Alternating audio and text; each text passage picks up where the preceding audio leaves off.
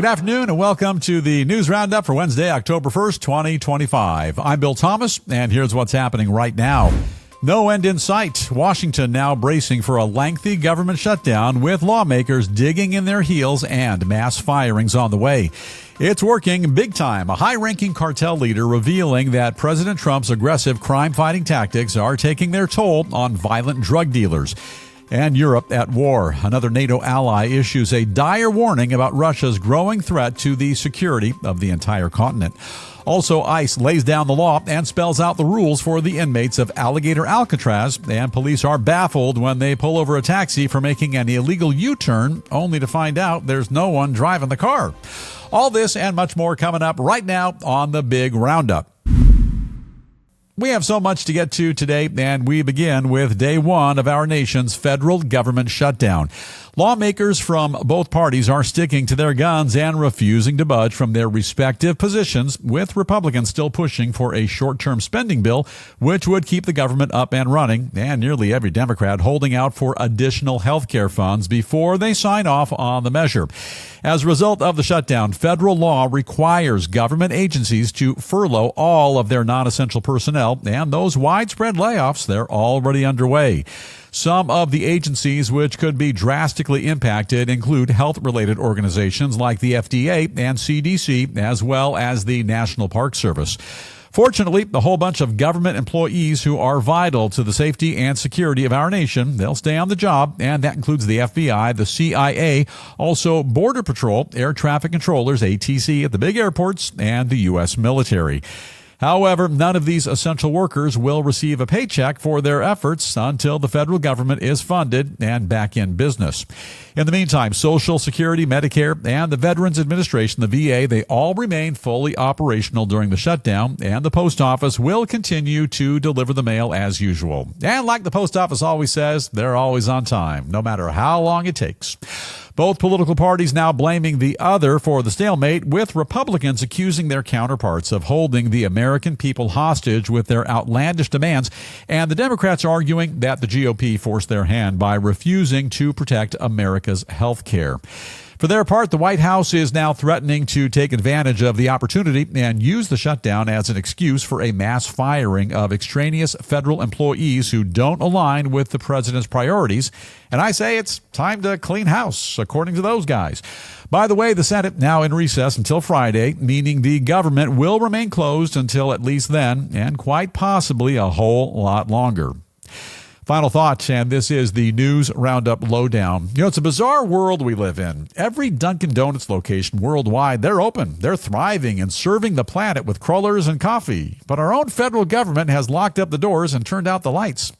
Tom Bodette, that Motel 6 guy, he leaves the lights on for you all year long. But the government, not so much. So, Republicans tried earnestly to keep the ship righted, but Democrats led the boat directly into a tsunami, and the results, they are going to be catastrophic.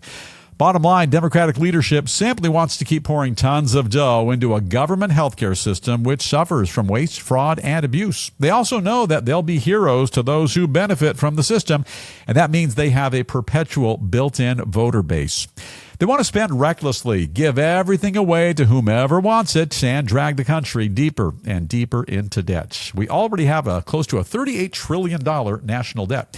The Trump administration, however, they're attempting on every level to do what each and every one of us does every day. I do it and you do it. We watch our expenses, we trim costs, we cut back where and when we can, and we try to keep a close watch on our own company store.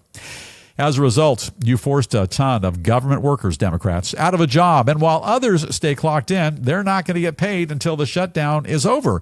And this is all because of one issue. The entire country suffering right now because your party refuses to negotiate in good faith. Come on, Mr. Schumer.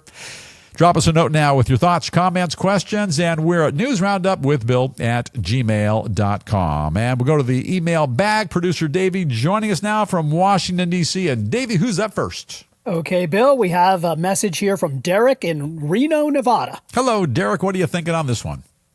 Derek says the Dems are holding our country hostage like common bandits, and they'll pay the price for their arrogance for years to come. Yeah, they will. And most immediately when the midterm's coming up, and they're going to be coming up real quick, they're going to have a real problem at the polls. And people aren't going to forget about this. A lot of people are going to suffer right now.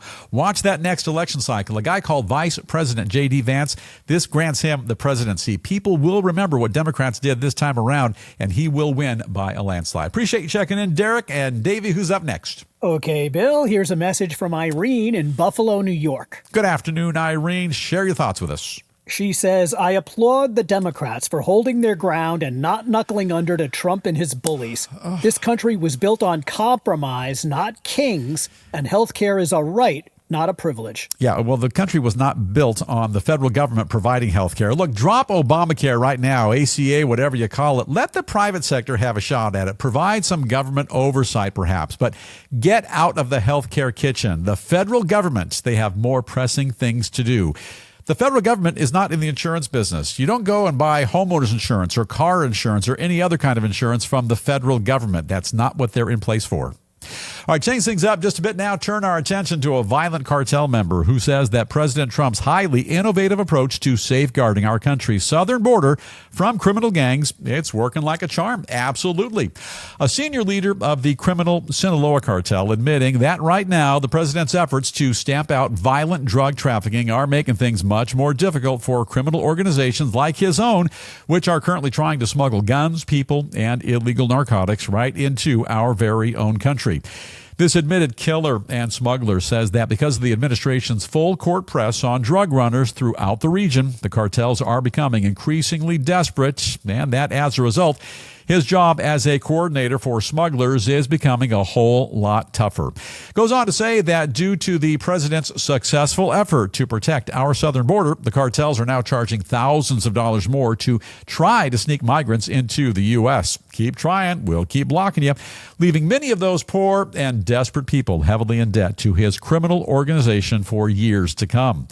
Now, that unidentified cartel leader says he's spilling the beans on the current state of affairs because he wants to warn people about the dangers of a violent life like the one he's living.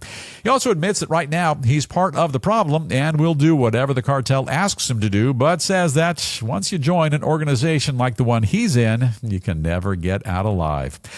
Like the old song says, Producer Davey, admission is free. You pay to get out. And final thought, this is the News Roundup Lowdown.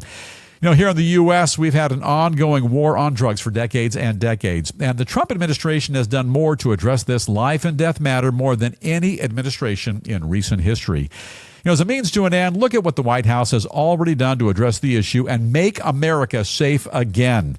Our nation's southern border, it's fortified. Illegal crossings almost non-existent. And ICE agents working overtime to find, detain, and rapidly deport those individuals who are here in the U.S. illegally.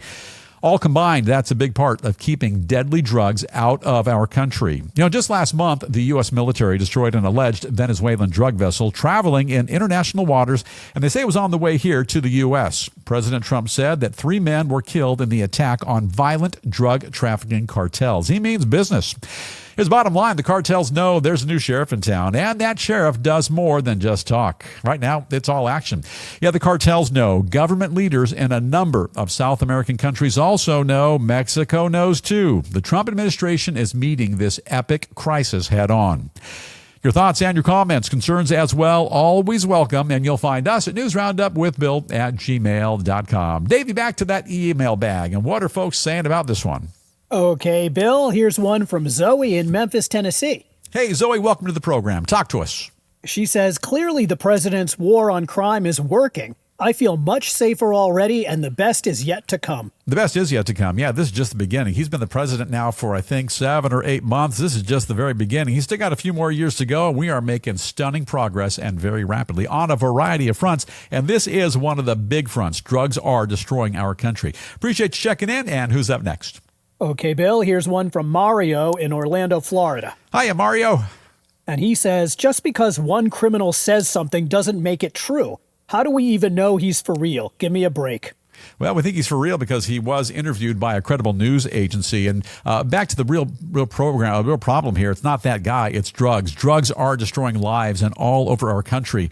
Those drugs are becoming more powerful. They're more deadly. And to my knowledge, they're more affordable. It's an epidemic here in the U.S. It's got to stop. And the Trump administration is absolutely gaining the upper hand. They are doing a phenomenal job.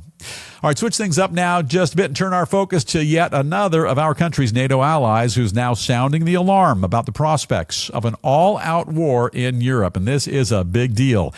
You may recall that on yesterday's program right here, we discussed the German chancellor's belief that Moscow is actively waging war on all of Europe. Now it's the Prime Minister of Denmark who's joining the chorus by urgently declaring that Europe is already fighting a hybrid war with Russia and warning that the entire continent must begin arming itself immediately before it's too late. And some would say it's already too late. The Danish leader says right now Russia is targeting a number of NATO countries, including her own, and that it's just a matter of time before Moscow turns the focus of their provocative drone attacks and inflammatory sabotage to another member of the alliance. She goes on to say that a strong answer is required to meet the Russian threat, and she's calling for the alliance to rearm, buy a whole bunch of new weapons as well, and make concerted efforts to innovate their defense systems, especially when it comes to drones. It's a new world, and drones are everywhere, being widely used by everybody. Like her counterpart in Germany, she also says she believes that right now Europe is in the toughest spot they've ever been in since the end of World War II, and there's a lot to take in there. The Danish leader made her comments during a critical summit of top European officials in Copenhagen, and they're currently meeting to discuss the growing number of mysterious drone incursions into NATO airspace and develop a comprehensive plan to fend off the rapidly escalating Russian aggression. For their part, a number of European intelligence services now believe that Russia could try to attack another part of the continent within the next 5 years, and that Russian President Vladimir Putin is currently testing NATO because America's commitment to the organization is wavering. Testing NATO indeed, and I've been saying that for weeks and weeks. Russia is testing not only NATO, but I think they're testing the entire world right now. And final thought, this is the News Roundup Lowdown. You know, as Russia's war with Ukraine rages on, more and more European countries, they are beginning to feel highly vulnerable. In recent weeks, Russian drones have been identified in airspace owned by Poland, Estonia, Romania as well. And while their mission is unclear, common consensus is that those drones, they were not deployed for peaceful purposes. Drones have also been spotted in airspace over Denmark. And while they've not been positively identified as Russian drones, speculation runs high that Putin's military absolutely responsible. Now, with each passing day, Russia is becoming more and more provocative, making their presence known and deeply felt. They're doing all they can to intimidate, frighten, harass, and even torment their neighbors, and their every move is being closely examined and scrutinized. Hey, call it what you like. And just to reiterate, Denmark's leadership says that Europe is in the middle of a hybrid war led by Russia. And I'd dig a bit deeper. I'd go a bit further. You know, in my estimation, it looks like Ukraine is just the beginning for Vladimir Putin. He's far more grand ambitions, and all of Europe, the entire world, in fact, should be prepared for something far more impactful. Once again, share your thoughts and comments with us. Any questions as well. And we're newsroundupwithbill@gmail.com. Davey, I hope people are as concerned about this as I am. Who's up first? Oh, yeah, Bill. I think everybody in the whole world is probably watching with a keen eye and very worried. I hope so, yeah. Here's one from Lincoln in Manhattan. Lincoln, what's on your mind? He says, it seems like Europe is spiraling down a bloody path once again. Tragic and unnecessary. Yeah, but everyone's got to stick together and hope for the best and plan ahead. Plan. What Russia is doing with Ukraine, we hope they don't advance that process and go for the rest of Europe, but I think anything is possible right now. Very interesting, just yesterday, Defense Secretary Pete Hegseth just held a rare meeting of the most senior military leadership in the U.S. that they must prepare for war. Those are Hegseth's exact words. That's his quote. He says, from this moment forward, the only mission of the newly restored Department of War, the former Department of Defense, is this, his quote, war fighting.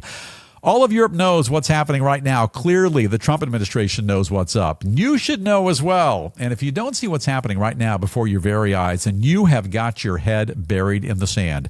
The world is changing minute by minute. Be prepared. Now, a couple of additional headlines we are keeping a very close watch on here in the News Roundup newsroom. We got to keep you up to speed on everything. A handbook passed out to new arrivals at the Immigration Detention Center in Florida Everglades, known as Alligator Alcatraz, shedding light on the far from deplorable conditions at the facility. And I've seen the pictures. The manual reveals that detainees are separated based on their criminal history and that there are strict rules concerning hygiene, clothing, behavior, and a bunch more. Democrats, on the other hand, they would have you believe that this place is a disease-riddled ghetto, but they tend to dramatize kind of for effect. Moving along, some new developments to share with you concerning the Middle East. And first, President Trump signing an executive order which guarantees the U.S. military protection for the country of Qatar. That order referring to the close cooperation between our two nations and vowing that any attack on Qatar will be treated as a threat to the peace and security of the U.S.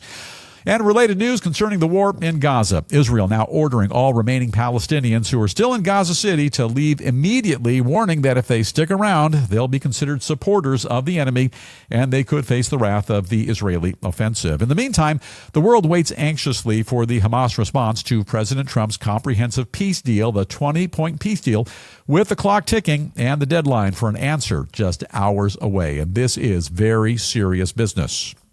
We'll turn now to the world of business with a quick peek at a couple of stories currently making waves in finance, commerce, and more. Now, the guy who runs Ford Motor Company, I love that Mustang, and the Bronco, pretty nifty as well, calling the recently expired federal electric vehicle or EV tax credit a game changer, predicting that moving forward, the EV industry is going to be a bit smaller and that customers are likely to turn to hybrid models to kind of cushion the blow. Also, a bit of encouraging news related to the AI boom. Chipmaker NVIDIA says that the construction of the enormous data centers will soon create a whole bunch of high-paying jobs for young people. People like you, producer Davey, and me, and engineer Jamie, young people, claiming that building those gigantic facilities will require hundreds of thousands of electricians, carpenters, plumbers, and more. Jobs, oh, plenty. Also, in the world of broadcasting, the FCC, the Federal Communications Commission, now weighing whether or not to lift a long-standing rule which prohibits the merger of any of our nation's four largest broadcast networks. That's ABC, CBS, NBC, and a little-known network called Fox. FCC should invent a board game called Monopoly. Or maybe that board game's already been invented. I don't know, Davey. And now it is time for the lighter side of news, where we take a quick glance at a couple of stories which are guaranteed to make you play musical chairs, even if there's nobody else in the room. Kick things off in Northern California, NorCal, where local cops found themselves in a bit of a pickle after pulling over a car for making one of those illegal U-turns, only to find out that there was no one behind the wheel, no one at the wheel of the car.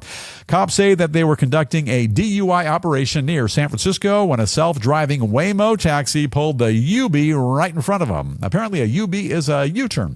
Eventually, they were able to flag down the out-of-control cab and get it to stop. However, they say they couldn't issue a ticket for the violation because their citation books don't allow them to fine robots. No kidding. They go on to say they finally got in touch with the Waymo to let them know about the glitch, and they hope that by reprogramming their taxis, the company will avoid similar maneuvers by their non-existent drivers in the future.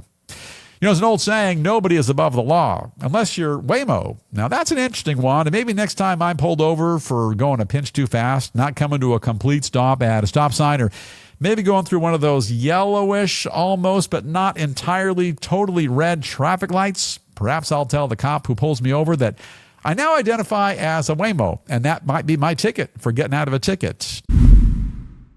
Officer, you don't understand. I'm a Waymo. Hey, in life, you got to think creatively. You got to think outside the box and do what you can. But you can't do much when you're running on empty. So let's caffeinate you now with a story about big changes coming to the world of coffee. It's a story that's good to the last drop and a massive change that's percolating for a legendary American coffee company. No, we don't mean Folgers. It's the other guy. Java giant Maxwell House now temporarily changing the name of its signature product for the first time in their 133-year history. Saying that for the near future, their coffee will officially be called Maxwell Apartment instead of Maxwell House. No kidding. Company says they're making the move to better reflect the day-to-day reality of the bulk of their customers, many of whom are now renting smaller places instead of living in luxurious homes. They go on to say their famous blend will have the same quality ingredients. What quality ingredients? It's coffee. It's one ingredient. And the same delicious taste as always. That customers can grab stacks of the newly labeled Joe at a steep discount, and that choosing Maxwell House or Maxwell Apartment still means you get to enjoy a quality cup of coffee without the hefty Starbucks price tag. You know, at first sip, this story sounds like some pretty good marketing, but I don't think they're being inclusive enough. Davey, if there's one thing you know about me, I'm very inclusive. Am I not inclusive, Producer Davey? Bill, you are very inclusive. I'm highly inclusive. So what about people who live in, let's say, smaller condos or townhouses? Where's the Maxwell condo? Where's the Maxwell townhouse? You know, a large chunk of the U.S. population, they take up residence in mobile homes. So in their defense, where's the Maxwell Mobile, the Maxwell Double Wide? Also, some of the moneyed up class, they live on million-dollar yachts, and they travel the world in luxury. I say, where's the Maxwell yacht? Come on, Maxwell dwelling. If you're going to leave people out, I might just tell the whole world to switch to Sanka. You don't want that. I don't want that. Producer Davey, do you want that? No, I don't want that, Bill. You don't want that, and Engineer Jamie doesn't want that. All right, what do you make of this Maxwell housing issue mayhem? Maybe you have some thoughts on the Waymo caper. Drop us a note and you'll catch us at newsroundupwithbill@gmail.com. Davey, what are folks saying about this today? Okay, Bill, let's start with some Waymo emails here. Good. What do you got? Here's one from Aggie in New Orleans. What do you think, Aggie? Aggie says Waymo should be forced to pull every single one of their self-driving taxis from the road until they figure out the problem and fix it. Well, it's a pretty minor problem. Made one illegal U-turn. I think by and large, Waymo has a pretty good reputation. A lot of folks are using these taxis, the Lyft, the Uber, the Waymo, and what a lot of people complain about is they don't want to talk to somebody driving the car. So Waymo, it really fits the bill. It's the perfect crime. You get that taxi service. You don't have to drive yourself. You don't have to worry about gas, insurance, repairs, and everything else. One minor mistake, I say cut them some slack. All right, Davey, who's up next? Okay, Bill, here's another view from Paul in San Francisco. Talk to us, Paul. What are you thinking? Paul says, I've ridden in those Waymo cabs hundreds of times, and they're better than nearly everyone else with a license. Yeah. They're pretty amazing. The first time I saw one, I had no idea what it was because they have cameras mounted all about the car. And the real perplexing part is the police officer pulled up behind the Waymo car. How did the Waymo know that it was a police officer trying to pull the car over?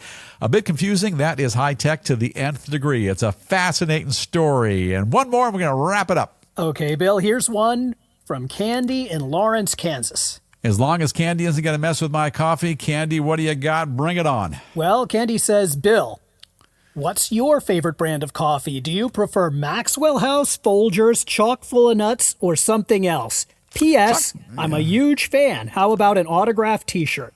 An autographed T-shirt of Producer Davey or Engineer Jamie, I can do that because I know Engineer Jamie very well. I know Producer Davey pretty good as well, and I don't think they would have any problem with signing their autograph on a T-shirt, and we'll get one right out to you. Back to my favorite coffee. I tried the chock full of nuts. They had a big ad campaign years and years ago. Finally gave it a shot. Not so good. I was always a huge Folgers fan. But Davey and I have had long, deep discussions, and I have seen the lights. Maxwell House is the way to go. Although Maxwell Apartment, I'm kind of on the fence. But I am a Maxwell House kind of guy. Thank you very much for checking in, and it is time for us to call it a wrap on the Hump Day Wednesday edition of the Big News Roundup. I need me a coffee. Before we bust out, and as we do each and every day right here on the program, we share with you a very notable quote. And these profound words come to us today from the legendary Jane Goodall, who unfortunately passed away today at the age of 91. And Goodall said all those years ago, change happens by listening and then starting a dialogue with the people who are doing something you don't believe is right. Goodall was a British zoologist and a primatologist who was considered the world's foremost expert on chimpanzees. And she was an enormous advocate for conservation and animal welfare. A life well lived, and absolutely she will be greatly missed.